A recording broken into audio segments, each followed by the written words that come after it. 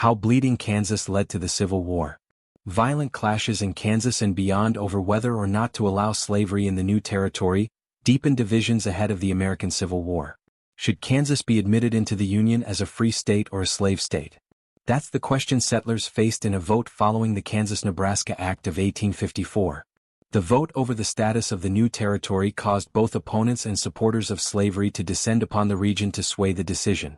In the period known as Bleeding Kansas, these groups then engaged in a series of brutal confrontations that ultimately contributed to the start of the Civil War.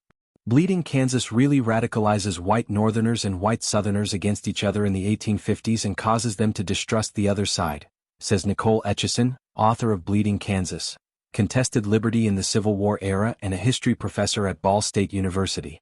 These tensions have been around for a long time, but they come to a critical mass in the 1850s, and all the things that go on in the Kansas Territory from 1854 to 1861 just turn people against each other.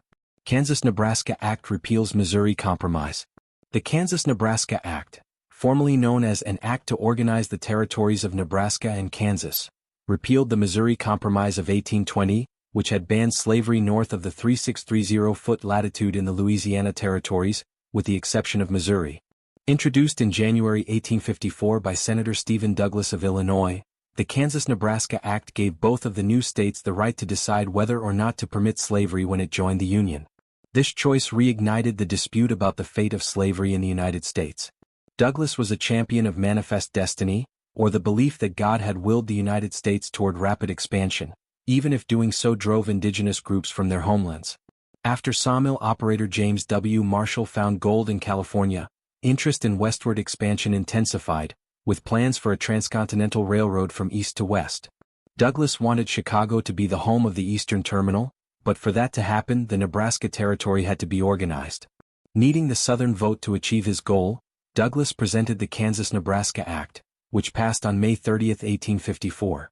The legislation infuriated opponents of slavery because the Missouri Compromise would have prohibited human bondage in both territories, which were north of the 3630-foot latitude line. Determined to stop the spread of slavery, they headed to Kansas with the goal of winning the first election after the Kansas-Nebraska Act's passage. About 1,200 New Englanders headed to the territory with support from efforts like the New England Emigrant Aid Company established by U.S. Representative Eli Thayer of Massachusetts. But most of the northern settlers came from the Midwest. Slavery supporters, abolitionists clash. Thousands of slavery supporters, many of them Missourians, traveled to Kansas too, and the bloodshed that followed gave rise to the term Bleeding Kansas. Historians have attributed violence in Kansas and Missouri during this era to the competing governments that formed in the region, fights over land, and fraudulent elections. Three major factions became embroiled in these conflicts: pro-slavery forces, abolitionists, and free staters, also known as free soilers, who opposed slavery's expansion.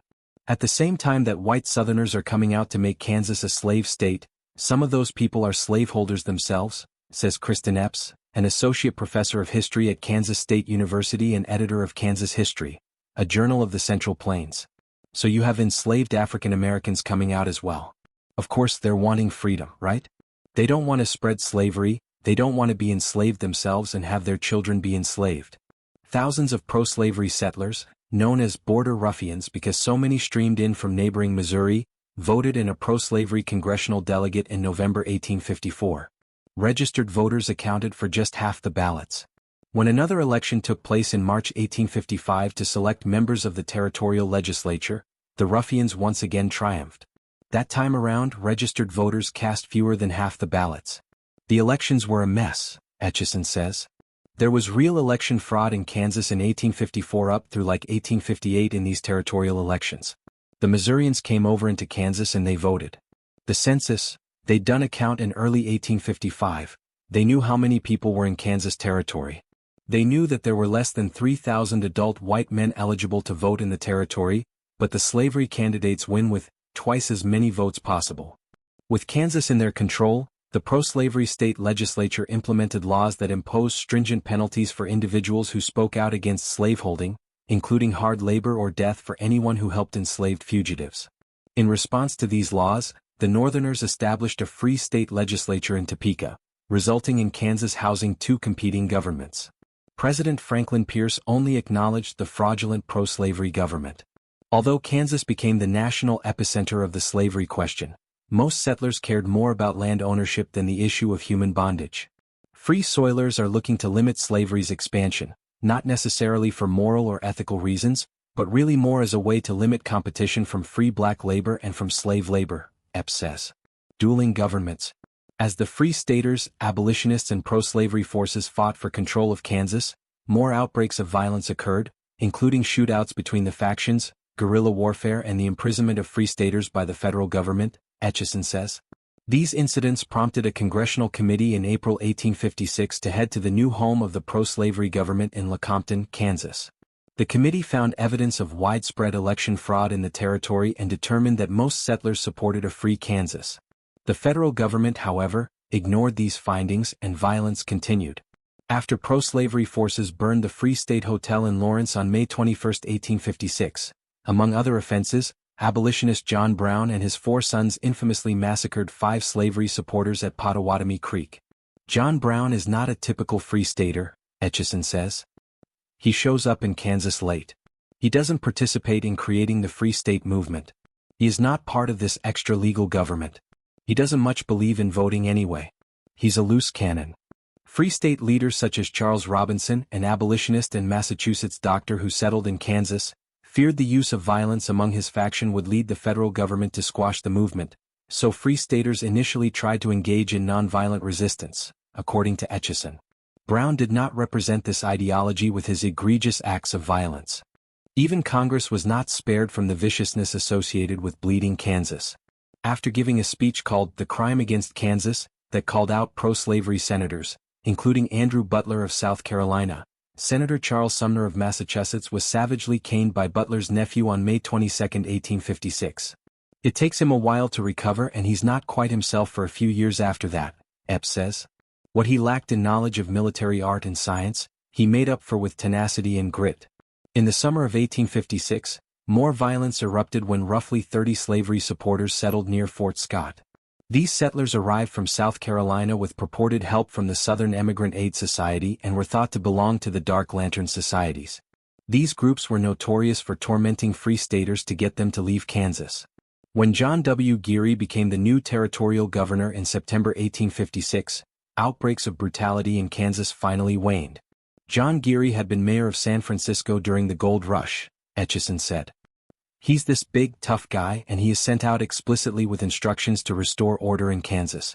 He comes in and says, "I don't care who's running around the territory shooting at each other. They're going to stop.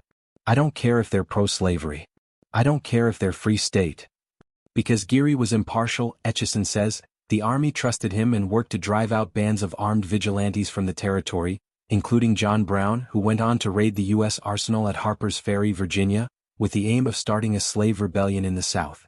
Despite new territorial leadership, on May 19, 1858, border ruffians captured 11 Free Staters, killing 5 in a final spasm of violence that became known as the Marais de Cygnes massacre. Free Staters finally win control. With the support of James Buchanan, who succeeded Pierce as president in 1857, the pro-slavery forces attempted to institute a pro-slavery constitution and get Kansas admitted to the Union as a slave state. But Free Staters and Northern Democrats such as Douglas, whose Kansas-Nebraska Act caused the unrest in the region in the first place, objected, claiming that there had never been popular sovereignty in Kansas due to widespread election fraud. After new territorial governors oversaw what regarded as a fair election, Free Staters finally won control of the legislature. By 1858, you've got the turning point where the pro-slavery party realizes it's over, Etcheson says. They've got federal territorial officials who aren't putting up with them anymore. They know this is not going to work. In July 1859, Kansas drafted a Free State Constitution to join the Union, but not without objections from the pro-slavery faction, who later seceded. Only then did Kansas officially become a free state on January 29, 1861. Altogether, 55 people were killed in the territory from 1854 to 1861. The violence served to deepen the North-South divide on slavery, making a civil war imminent. Epps points out that the clashes reflected a heated battle not only over slavery as a concept, but over laws that would determine people's very lives. There are enslaved people living in Kansas territory at the time that are living on the Kansas-Missouri border, Epps says. So this is more than just this kind of abstract debate about the morality of this system. It's actually a conversation that grows so heated because it does have these really tangible implications.